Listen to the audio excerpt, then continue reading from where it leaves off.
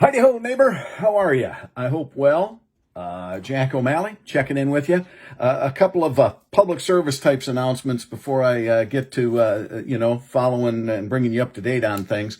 I was reading a very interesting article, and I knew this was an issue, but it was brought clear to me a little bit more through this article.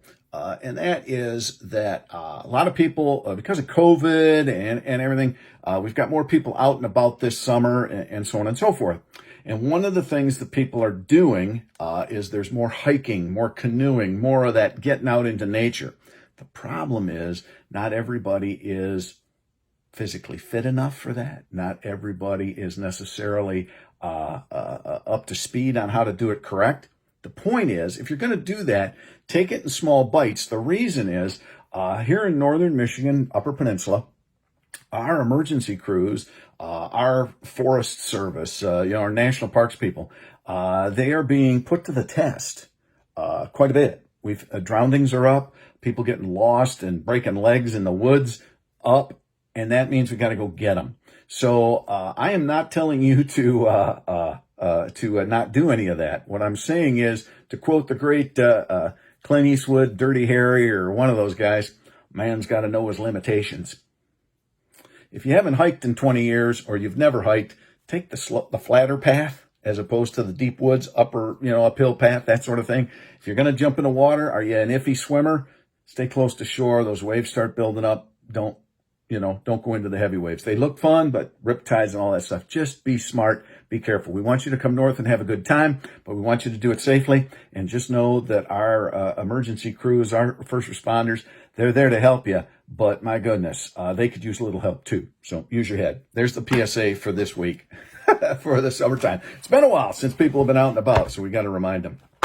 Probably the biggest news of the week is that the Supreme Court of Michigan once again upheld the petition signatures for the Unlock Michigan petition drive, which will repeal the 1945 law that the governor used, in my opinion, abused to have unilateral power. The Supreme Court, of course, told her that that was she was misinterpreting and misusing it. So we tried to remove that legislatively. She vetoed it.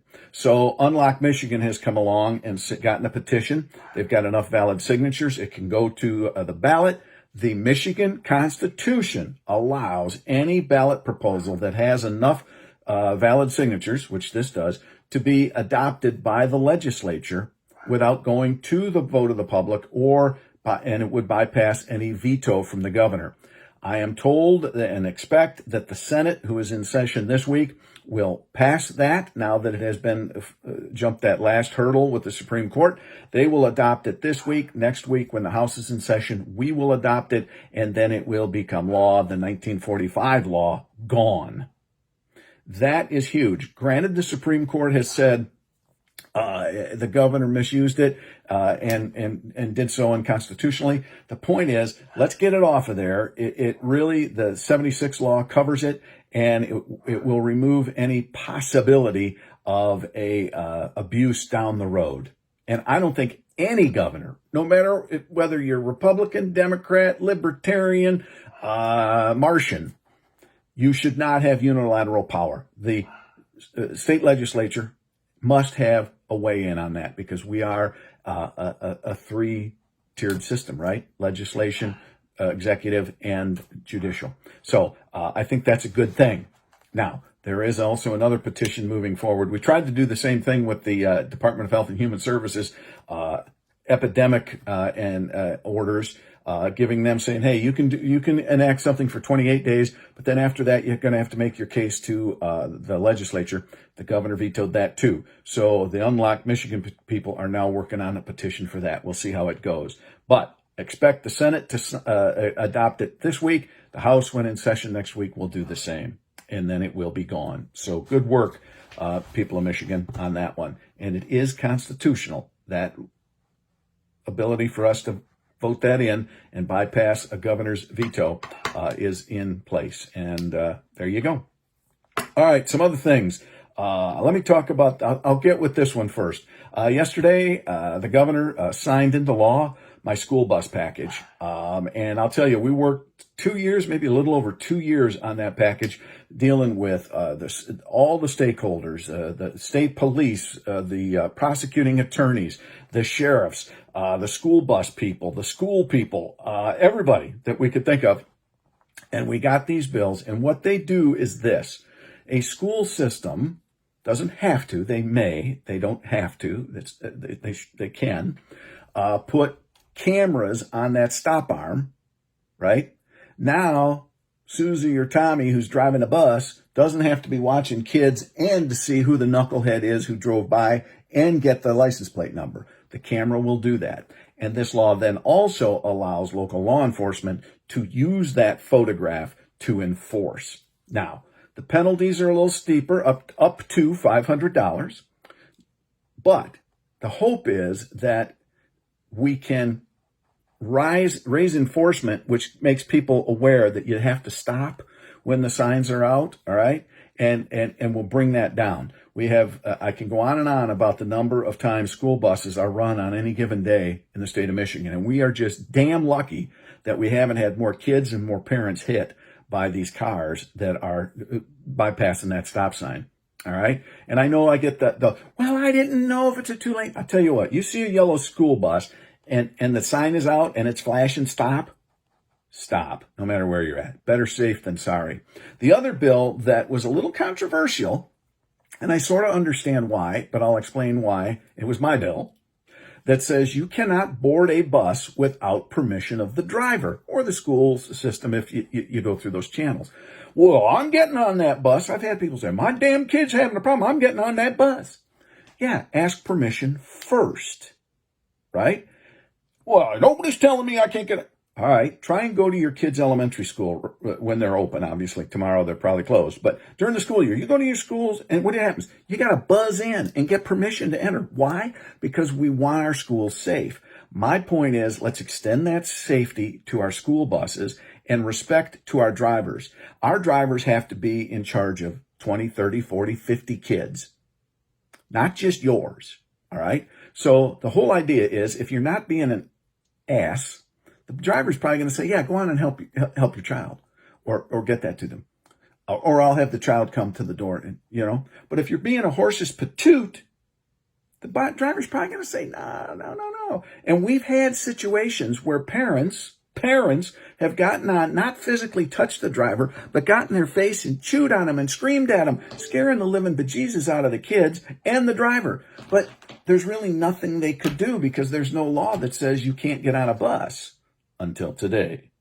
So this is saying, look, yes, there's no law that's going to stop you from getting on that bus if the door's open and you absolutely want to. But what this law is starting to say is, just like that school building, let us respect the bus and the driver who are taking care of all these kids. And you need to start respecting those drivers. And I know I'm going to get this driver's of this. Well, guess what? This is covering everybody. There are one-offs and yeah-buts everywhere. But overall, our bus drivers are doing a great job, and we need to show them the same respect that we show our schools and those school buildings. That bus is an extension. So anyway, they're law. So be advised, you're going to start seeing public service campaigns explaining to everybody what's going on. So be on the lookout for that. I want to keep moving. The Gov also passed the school budget yesterday, which brings the per pupil funding to $8,700, I believe it is, to every child. We've eliminated that shortfall. We've equalized funding, so that's a good thing. Also, more money to the Great Start Readiness Program. Mental health is going to get more money. Also, special education, there's going to be more money going there. And the mental health extra money is especially in light of COVID. Kids have dealt with a lot, so we want to be able to help them there. And also more money for testing, baseline testing, so that we can get a feel for where the kids are at after this year and a half of the COVID classroom, so to speak. So that's good news. One thing the governor did veto, which just strikes me as odd, she vetoed House Bill 4288. And basically what that was a bill that was going to Michigan tax law would mirror federal law. Right now, the feds give a tax break to Michigan businesses. By us passing this law, it would give our businesses the opportunity to claim that break on the federal level. It would not cost, other than the original administration, it would bring in about $200 million to 170 small businesses across the state. And on Monday, the governor says, small business is the backbone of Michigan. 48 hours later, she is vetoing a bill that would bring in $200 million of federal money, tax money that they wouldn't have to be paying out. They'd get to keep it. But because she didn't like the implementation or whatever, she vetoed it. I know. So, those are the big things. The big question, of course, that's still out there is vaccines. Now, I know already people, I'm never getting vaccinated. I get it. And I know there are people just anti-vaccination. There are people who say, hey, this is an experimental issue, et cetera, et cetera. There's 50 reasons why somebody might not get a vaccination. But one of the areas that I think that when people are why aren't people getting vaccinated? Realize lots of reasons out there, right? But one that I think gets overlooked because that's not an easy one for the administration to discuss. We can say that, they're just anti-vaccination. People, they're crazy because of this or that. Here's one of the big reasons why I think that a lot of people, not all, please hear me, some aren't, is political. They are tired of being told by the governor and or President Biden, what we can and can't do. After a year and a half of lockdown, I always say, what happens when you put that saddle on a horse for a first time? They buck. What happens when you tell an American that they can or can't do something? They don't like that. Why? Because we have personal liberties. And our government can't and should not be telling us what to do. And this past year and a half has been, I won't rehash it all, but just something to mull on when the question of, why aren't people getting vaccinated? There's lots of reasons. And one of them, it's just pushback. I'm not doing anything Governor Whitmer asks me to do anymore because blah, blah, blah, blah, blah. Something to mull over. All right. Lots of things there.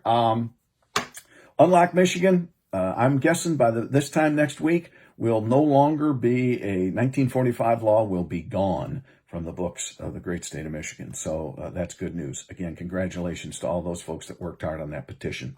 All right, I am out of here for the day. Hope you have a great one, and take care. Keep praying for this great state and yours truly, and I'll keep praying for all of you. Have a good night.